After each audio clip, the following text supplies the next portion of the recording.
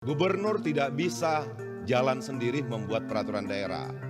Nah, saya berharap di rapat paripurna hari ini, sebelum kita menyampaikan pandangan fraksi masing-masing terhadap rancangan peraturan daerah ini, saya meminta secara pribadi dan secara fraksi, kami meminta ada klarifikasi dari gubernur.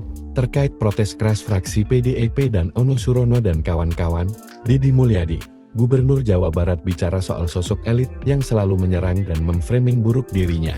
Selain itu, politisi Gerindra Buki Wibawa pasang badan dan angkat bicara soal aksi walkout fraksi PDIP dan menyentil sikap Memo Hermawan dan Ono Surono DKK yang terlalu reaktif. Menurut anggota DPR Jawa Barat ini, pernyataan Deddy di acara Musrenbang di Cirebon pada 7 Mei tahun 2025 lalu sebagai bentuk candaan.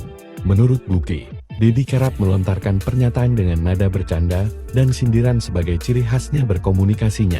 Ia mengimbau anggota dewan tak perlu bersikap reaktif dan memberi ruang kepada eksekutif untuk menjalankan tugasnya. KDM menyelipkan unsur-unsur bercanda, sindir sampir khas orang Sunda, itu sebuah candaan.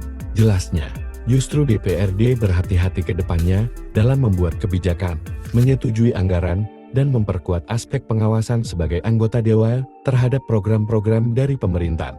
Saya pikir kita tidak perlu terlalu reaktif lah. Jelasnya, diketahui, rapat paripurna DPRD bersama pemerintah Provinsi Jawa Barat diwarnai aksi walkout yang dilakukan anggota fraksi PDI Perjuangan. Aksi itu dipicu pernyataan Deddy Mulyadi. Anggota fraksi PDIP, Doni Maradona Huta Barat mengatakan, pernyataan Deddy telah merendahkan martabat DPRD Jabar. Hal itu diperkuat oleh anggota DPRD Jabar, Memo Hermawan, dan Ono Surono. Sementara itu, Deddy mencurigai adanya pihak-pihak yang ingin menjatuhkan dirinya dengan membayar media dan buzzer. Pertanyaannya adalah buzzer dan media memframing saya itu dibayar sama siapa coba? Bayarnya pakai uang pribadi atau uang negara?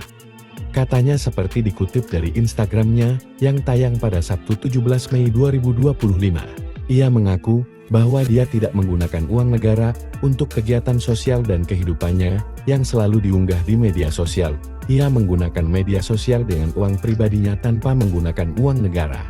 Saya hanya menggunakan channel YouTube ini yang saya miliki, yang secara kebetulan channel ini diminati oleh masyarakat, tapi orang lain kan bisa jadi menggunakan kekuatan media, menggunakan kekuatan influencer, menggunakan kekuatan buzzer dengan dibiayai oleh uang negara, katanya.